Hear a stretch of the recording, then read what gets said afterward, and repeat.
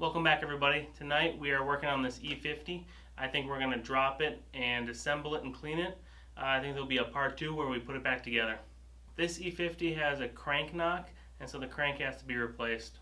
I have a brand new needle bearing crank from Treats. It's a stuffy. We're going to replace the bearing seals and the crank in this engine. First thing I do is remove the kickstand.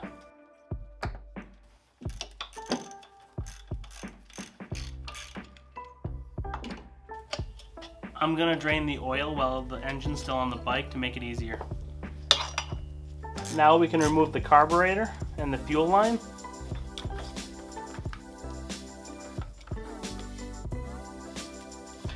Now I'm going to remove the exhaust.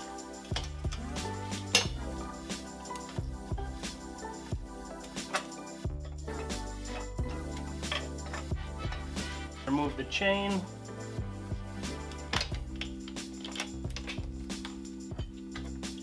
I'm going to put the master link back on it so I don't lose it. Set that aside. I'm going to put the drain plug back in. Now we can start taking off the wiring. The easiest way to do this, in my opinion, is to take a picture of it so that way you know how to put it back together. Coming from the stator, we have blue. This goes in and connects with blue, that goes to the coil, and it connects to black on the bike side. Gray goes to gray, yellow to yellow, solid green goes to solid green, green with a black stripe goes to brown, and blue with a black stripe goes to blue with a black stripe.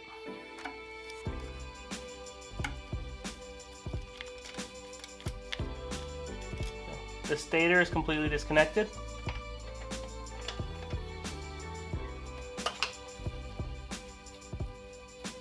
This is a handy trick. Put a wrench in here, and then you can pull it right out.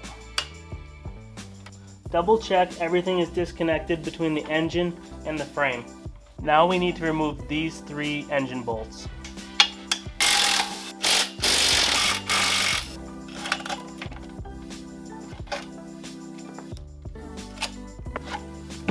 There you go, guys, the engine is out.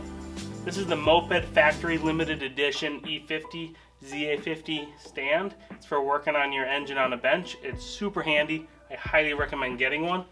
I'm going to start by removing the coil.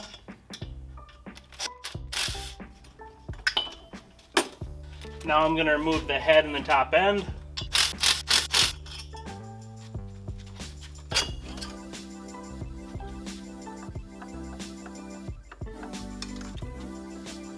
This is the reason I'm pulling it apart, if you can hear this noise.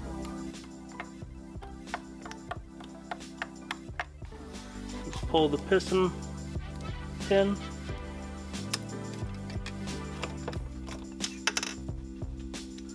This little end is completely worn out.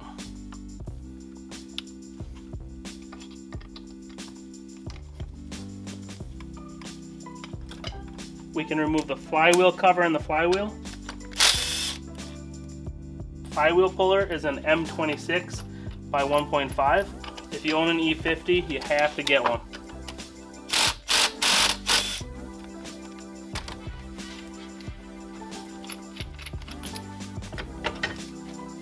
The flywheel is magnetic, so you can put your nuts and bolts there so you don't lose them.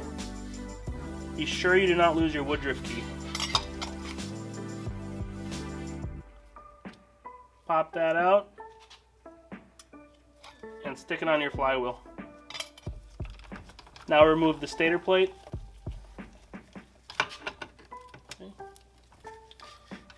Remove this part, and now you can pull the wires right through. There's a little grommet in here you can pop out.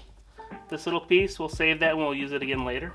You can also see that this seal is letting oil blow through, so it's a good thing we're rebuilding it anyways. While I'm on this side, I'm gonna remove the sprocket. There's another circlip behind the sprocket that I'll also remove. I'm gonna remove the clutch cover now. The easiest way to do this, in my opinion, is to use an impact. You don't need to use a hammer on it, but it gives really good grip.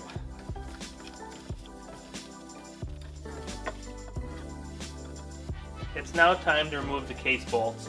This one that's deep in here is really hard to get out. A lot of times you need a long screwdriver for that.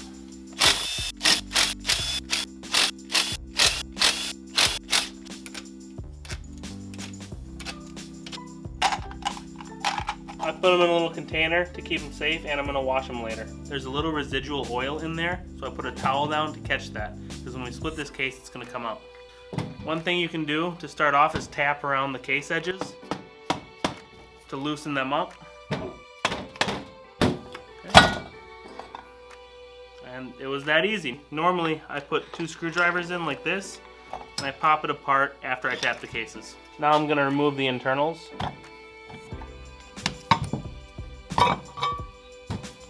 This is a bearing separator tool. It's extremely handy and needed to rebuild an E50. We need to remove the top and bottom bearing from this main gear.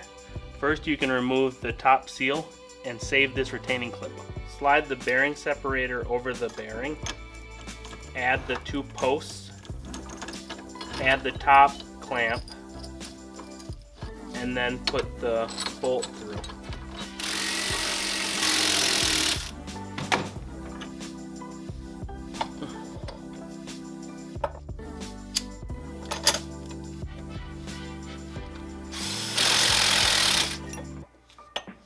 Both bearings are done.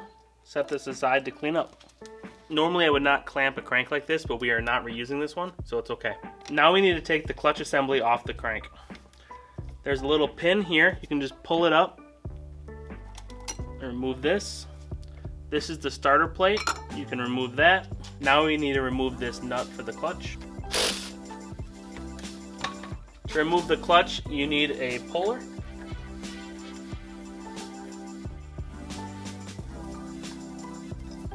Just tighten the puller and it'll pop out. There's your 3-shoe clutch. Now we need to remove the clutch bell. First there's a circlip and then a spacer. There's the circlip. There's the spacer. Then we can remove the clutch bell. Here's the bushing for the clutch bell.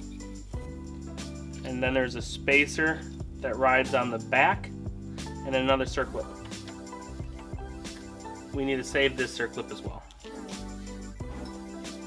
This is the parts washer. This is where I'm going to clean everything up and make it clean. Everything is disassembled and clean. Now it's ready to go back together.